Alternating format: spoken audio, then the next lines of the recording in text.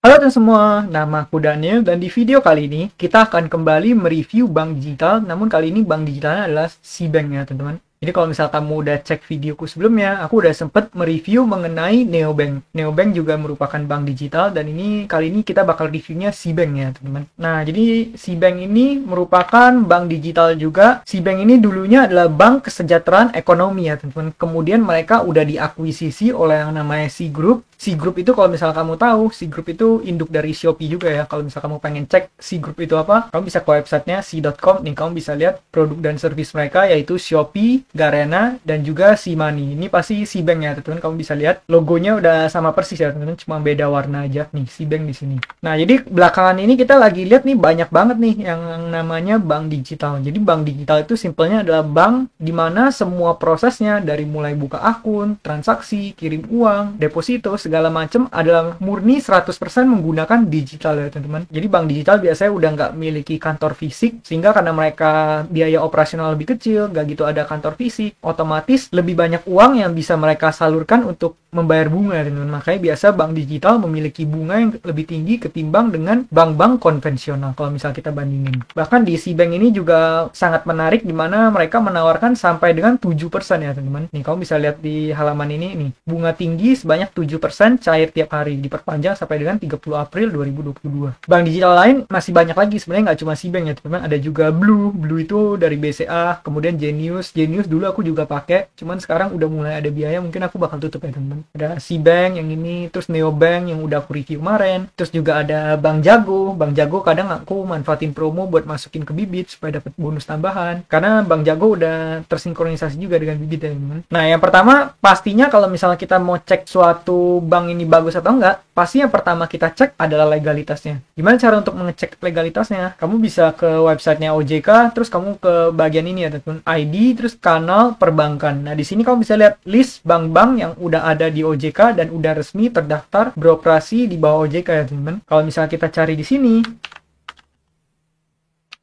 nih, kalau misalnya kita pencet C, Ctrl F, di sini kita udah bisa nemuin ya, teman-teman, yaitu PT Bank Cbank Indonesia. Alamatnya adalah di sini, ini ada nomor telepon, nomor fax, dan ini adalah bankkesejahteraan.co.id. Kalau misalnya kita ke website ini, oh ini mereka websitenya udah nggak bisa ya teman-teman. Cuma kalau misalnya kita cari Bank Kesejahteraan Ekonomi, nanti kita bakal langsung diarahkan ke halaman baru website dari Cbank ini, yaitu cbank.co.id. Nah, yang itu websitenya yang ini ya teman-teman, Cbank. Ini aku udah buka. Untuk di sini kamu bisa lihat aplikasinya, bisa kamu download di Play Store, bisa juga download di App Store. Kalau misal kamu scroll ke bagian bawah, di sini udah ditulis ya, PT Bank Cbank Indonesia, sebelumnya PT Bank Kesejahteraan Ekonomi, terdaftar dan diawasi oleh Otoritas Jasa Keuangan, serta merupakan bank peserta penjaminan lembaga penjamin simpanan atau LPS ya teman-teman. Nah jadi kalau misalnya soal legalitas, kamu udah nggak perlu khawatir bahwa Bank Cbank ini udah merupakan bank yang terpercaya dan juga boleh kamu gunakan untuk transaksi atau naruh uang kamu ya teman-teman. Nah di sini kamu bisa lihat Cbank adalah aplikasi perbankan digital yang membantu kamu dalam melakukan aktivitas finansial mulai dari nabung, bertransaksi melalui handphone kapanpun dimanapun. Produk pendanaan Cbank adalah rekening tabungan, mempermudah kamu untuk pengelolaan aktivitas finansial harian, menyediakan bunga dalam satu rekening dan bunga yang tinggi. Nih kamu bisa lihat fitur-fiturnya adalah bunga tabungan yang tinggi, seperti yang tadi kita udah cek, yaitu bisa sampai 7% per tahun. Itu angka yang sangat tinggi ya teman-teman untuk sebuah tabungan. Kalau kamu pakai bank konvensional, mungkin angkanya cuma nggak nyampe 1%. Kalau kita masukin deposito, itu pun baru mungkin 4 atau 5%, tergantung seberapa banyak dana yang kita salurkan. Sedangkan di sini kita masukin uang berapapun, nggak perlu taruh di deposito, itu udah dikasih bunga yang cukup tinggi ya teman-teman, hanya bentuk tabungan. Padahal uang kita hanya kita taruh dalam bentuk tabungan, belum kita beli deposito ya teman-teman. Nah di sini kamu bisa lihat bunga cair setiap hari. Ini artinya setiap hari uang kamu bakal bertambah sedikit demi sedikit teman-teman. Jadi nanti bakal dikasih hitungan bunga hariannya. Nanti aku bakal tunjukin langsung ke aplikasinya juga ya teman-teman. Terus yang terakhir adalah bebas biaya admin sama bebas biaya transfer. Nah di sini kamu juga bisa lihat beberapa keuntungan lainnya ya. Itu kamu bisa ngecek berapa bunga harian kamu bisa akses each statement dari aplikasinya. Terus di sini ada juga frequently asked question. Terus kalau misalnya kamu pengen ngecek biaya, kamu bisa klik di sini ya teman-teman, yaitu produk lainnya. Nah di sini kamu bisa lihat bahwa Cbank ini juga sebenarnya memiliki tabungan yang bersifat non digital, cuman biasanya ada kena biaya lagi ya teman-teman. Kalau misal kamu cek di sini nih, kalau deposito Cbank nih ada bunganya dapatnya berapa, kamu bisa lihat. Terus juga ada KPR, terus ada juga buat kredit investasi, fee dan rate. Nih kamu bisa lihat ya, ini ada lengkap banget di sini. Kalau misalnya yang non digital itu lebih ada biayanya. Nih kamu bisa lihat saldo di bawah 20 juta bisa kena biaya 25.000. Kalau giro Cbank 25.000. Cuma kalau kalau bank digitalnya semua gratis ya teman-teman. Mau kamu transfer, biaya admin, segala macam semuanya gratis. Itulah kenapa SeaBank ini merupakan salah satu bank digital yang aku sangat rekomendasikan ya. Udah gratis terus bunganya tinggi.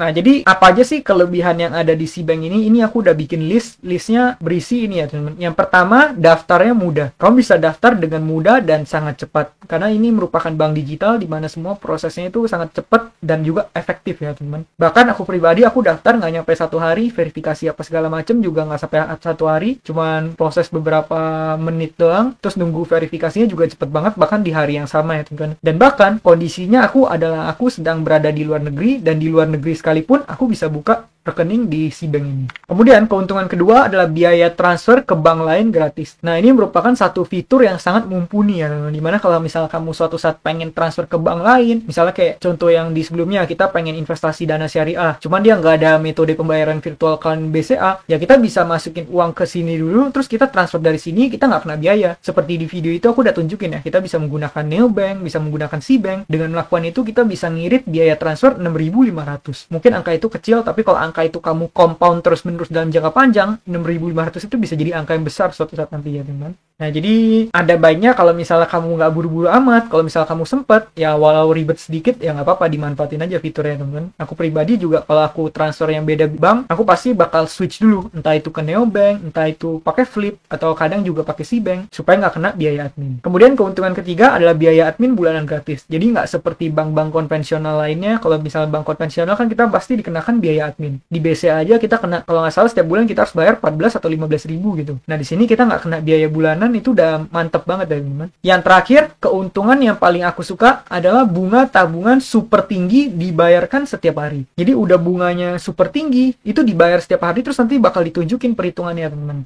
Nah, mungkin kita bakal langsung coba ke aplikasinya aja ya teman, yaitu SeaBank. Kemarin aku udah sempet coba masukin uang. Pertama kamu masukin password dulu supaya kamu bisa login. Nah, di sini aku kemarin sempet masukin uang ya, teman. Aku udah masukin 10 juta rupiah. Dan di sini kamu bisa lihat pendapatan bungaku sejauh ini udah 3.242. Lumayan ya, kita nggak ngapa-ngapain, kita dapat passive income. Dan ini adalah bunga yang kita dapat, yaitu bunga 7% setiap hari itu. Kalau misal kita ke bawah, di sini kamu bisa lihat riwayat transaksi. Nih ya, teman-teman. Jadi aku sempet masukin uang. Dari awal aku coba masukin, coba tarik juga. Nah, di sini kamu bisa lihat ya, kita bakal dapat bunga harian. Waktu itu aku ada uang 10 juta lebih, dapat bunga 200. Nah, kemudian bakal langsung dikurangin oleh pajaknya, yaitu 400 rupiah. Ini otomatis ya teman. Terus kemarin aku dapat bunga 1.900, lalu dikenakan potongan pajak 383. Nah, jadi seperti itu ya teman. Dan kalau misalnya kamu lihat di sini aplikasinya simple banget. Nanti mungkin di video-video berikutnya aku bakal review langsung aplikasinya aja ya teman. Kita bakal bahas lanjut dulu kekurangan dari SeaBank ini. Yang pertama, kekurangannya aku kurang suka, tapi ini sebenarnya nggak signifikan sih. Cuma bagi aku ini lumayan. Yaitu kalau masukin dari bank BCA, kita mau top up dari BCA, kita bakal kena biaya admin. Nah, hal ini menurutku kurang menarik ya teman. Dimana aku pribadi, kan aku sering banget pakai BCA. Jadi kalau aku mau masukin uang ke sini, biasanya aku bakal switch dulu. Entah aku kirim ke Neobank atau pakai Flip. Tapi biasa aku kirim ke Neobank dulu, terus dari Neobank aku bisa pindahin ke sini. Dengan aku melakukan hal tersebut, aku terbebas dari biaya admin switching bank ya teman. Nah, terus kelemahan keduanya adalah nggak gitu ada banyak event. Kalau misal kamu lihat videoku sebelumnya, kita ada sempet cek tentang Neobank. Aku sempet review tentang aplikasi bank digital Neobank. Kamu bisa lihat ya, di sana ada banyak banget fitur yang bisa dimanfaatin. Mulai dari dunia Neonya lah, terus bisa ada event-event lainnya lah, terus juga referralnya lebih mantep lah. Nah, kalau misalnya di SeaBank ini, dia nggak banyak embel-embel seperti Neobank itu ya. Jadi bagi kamu yang suka simple, ya udah kamu masukin uangnya ke sini aja teman. Terus yang ketiga adalah, ini masih belum tahu ke depannya kita bakal dapat bunga yang setinggi ini atau enggak ya teman. Karena seperti yang kita lihat, kita hanya akan mendapatkan bunga tinggi 7%